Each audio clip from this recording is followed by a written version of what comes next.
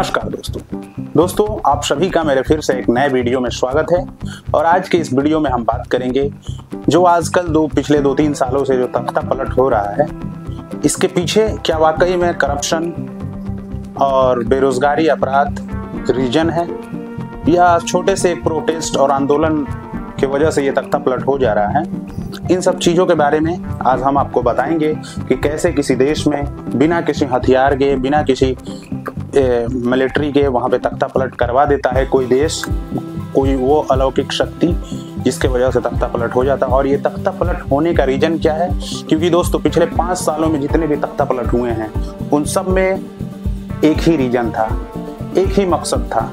आपको बता दें, नेपाल में जो तख्ता पलट हुआ करप्शन को लेके हुआ, एप्लीकेशन बैन को लेके हुआ। बांग्लादेश में जो तख्ता पलट हुआ वो भी रिजर्वेशन को लेके हुआ।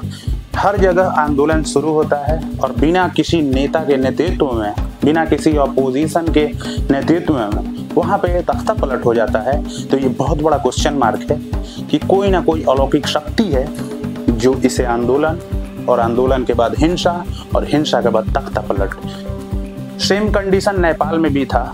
पहले एप्लीकेशन बैन को लेके जेनजी प्रोटेस्ट करते हैं, उसके बाद करप्शन की बातें आने लगती हैं, उसके बाद अपराध की बातें आने लगती हैं, उसके बाद सड़कों पे हिंसा हो जाती है और वहाँ पे गोली भी चल जाती है जिसकी वजह से 19 लोग मर जाते हैं। वही कंडीशन बांग्लादेश में भी। रिजर्वेशन को लेके शेख हसीना को घेराव करते हैं, स्टूडेंट यूथ सड़कों पे आते हैं, उसके बाद वहाँ पे भी वही होता है, गोली चलता है, उसके बाद से 200 स्टूडेंट की मौत हो जाती है, उसके बाद से हिंसा, आंदोलन हिंसा में तब्दील होता है और तख्ता पलट हो जाता है। उसके बाद से सेम कंडीशन आप श्रीलंका में भी देखिए, श्रीलंका में भी वही हुआ, वहाँ पे भी तख्ता पलट हुआ, वहाँ पे भी लोग प्रदर्शन किए और राष्ट्रपति के घरों में घुसे, पूरा घर को तहस नहस किया, जैसे शेख हसीना और नेपाल के प्रधानमंत्री के साथ हुआ। उसके बाद से कुछ दिन पहले, 2-3 साल पहले हम लोग अफगानिस्तान के भी बारे में जाने कि अमेरिका ने उसे तालिबानियों से आज़ाद कराया था अफगानिस्तान को। उसके बाद से लगभग 20 साल तक वहाँ से खनिज पदार्थ का उपयोग किया, बिजनेस किया और अपनी मिलिट्री अफगानिस्तान में तैनात रखी तालिबानियों के खिलाफ। उसके बाद से फिर उसी तालिबानियों के हाथों अफगानिस्तान को सौंप कर चला गया।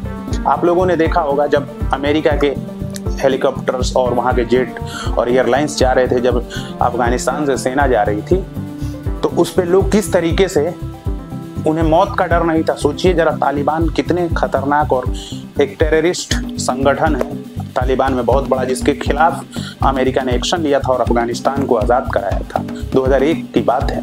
उसके बाद से फिर उसी तालिबान को अमेरिका ने सौंप दिया। आपको बता दें, $70 अरब का हथियार वहाँ पे छोड़ के अमेरिका की सेना चली गई। और आज क्या है कि तालिबान की सरकार है, वहाँ पे महिलाओं के साथ बहुत अत्याचार हो रहा है। आपको बता दें, पाकिस्तान में भी इमरान खान की सरकार ने अमेरिका को आंख दिखाया और वहाँ पे भी कुछ ऐसा ही हुआ। अभी इमरान खान जेल में कितने दिनों से चक्की पीस रहे हैं। तो इन सब के पीछे वहाँ की पब्लिक तो होती ही है, करप्शन, अपराध और आंदोलन होता ही है। लेकिन यूँ मानिए कि जैसे एक आंदोलन को इतना जल्दी उकसा देना बिना किसी चेहरा के, बिना किसी वहाँ के अपोजिशन लीडर के, इन सब के पीछे एक ही रीजन सामने आता है। आपको बताते हैं, जिसे स्पाई इंग्लिश में कहते हैं, हिंदी में खुफिया एजेंट कहते हैं। जैसे हर देश का अपना अपना खुफिया एजेंट होता है। तो इस दुनिया में जैसे RAW इंडिया का है, CIA अमेरिका का है, उसके बाद से ISI पाकिस्तान का है और मोसाद जो कि दुनिया का सबसे खतरनाक इजराइल का है। तो आपको बता दें, ये जो हिंदुस्तान के जितने भी पड़ोसी मुल्क थे, हिंदुस्तान का पहले विदेश नीति अमेरिका के साथ अच्छा था, तो जितने पड़ोसी मुल्क थे वो चाइना की तरफ झुकाव किए थे। और चाइना उन छोटे छोटे कंट्रीज में अपना इन्वेस्ट कर रहा था, कंपनी डाल रहा था, पैसा डाल रहा था और वहाँ पे इन्वेस्ट कर रहा था। इस चीज़ को लेके अमेरिका को दिक्कत थी, क्योंकि जिसने भी अमेरिका को हाथ दिखाया है वहाँ पे तख्ता पलट हुआ है, खास करके हिंदुस्तान के पड़ोसी मुल्कों के साथ। नेपाल में चाइना की तरफ उसका झुकाव था, श्रीलंका का भी चाइना की तरफ झुकाव था, बांग्लादेश की शेख हसीना चाइना की तरफ, इमरान खान चाइना की तरफ, और अफगानिस्तान में खुद अमेरिका ने उसे छोड़ दिया। तो इन जितना भी तख्ता पलट हुआ है हिंदुस्तान के अड़ोसी पड़ोसी मुल्क में, तो अमेरिका का हमेशा से एशियाई देशों पर नज़र रहा। अभी आपको बता दें कि फ्रांस में भी प्रोटेस्ट जारी है, आंदोलन जारी है। वहाँ पे भी ऐसी मांगे उठ रही है कि वहाँ के राष्ट्रपति प्रधानमंत्री इस्तीफा दो। लंदन को भी बांटने की तैयारी, वहाँ पे भी प्रदर्शन शुरू है। तो आपको बता दें दोस्तों, CIA सेंट्रल इन्वेस्टिगेशन एजेंसी, ये क्या होता है? किसी भी देश के एजेंसियों का काम, वो किसी देश में एक अलौकिक शक्ति की तरह काम करती है। जैसे जेनजी ने प्रोटेस्ट किया, उन्हें भी नहीं पता था कि तख्ता पलट कर देना है। राष्ट्रपति और वित्त मंत्री, शिक्षा मंत्री, स्वास्थ्य मंत्री, सबको सड़कों पे दौड़ा दौड़ा के पीटना, उसके बाद से वहां पे आगजनी करना, अपनी ही प्रॉपर्टी को आग लगा देना। सेम जैसा बांग्लादेश में हुआ, वहां भी शेख हसीना के घरों को तबाह कर दिया गया। जो मुजीबुर रहमान, जिन्होंने बांग्लादेश को बनाया और पाकिस्तान से अलग कराया, उनकी प्रतिमा को तोड़ना, उन पे सुसु करना, सेम नेपाल में भी वैसे ही हुआ। तो दोस्तों, इन सब के पीछे एजेंसीज होती है, और इन सब में एक ही रिसर्च निकल कर सामने आता है। ये वो देश थे जो चाइना के साथ अच्छे रिश्ते रखे थे, जिसके वजह से अमेरिका को दिक्कत थी। अमेरिका का जो बात मानेगा, जो उसकी नीतियों पे चलेगा, उस देश में कभी तख्ता पलट नहीं है। अभी फिलहाल देख लीजिए आप लोग, अमेरिका के गोद में बैठा है शहबाज शरीफ, नवाज शरीफ का भाई, जो पाकिस्तान का प्रधानमंत्री है। वहाँ का सेना अध्यक्ष अमेरिका की नीतियों पे चल रहा है, और बलूचिस्तान में चाइना ने बहुत सारा इन्वेस्ट किया है।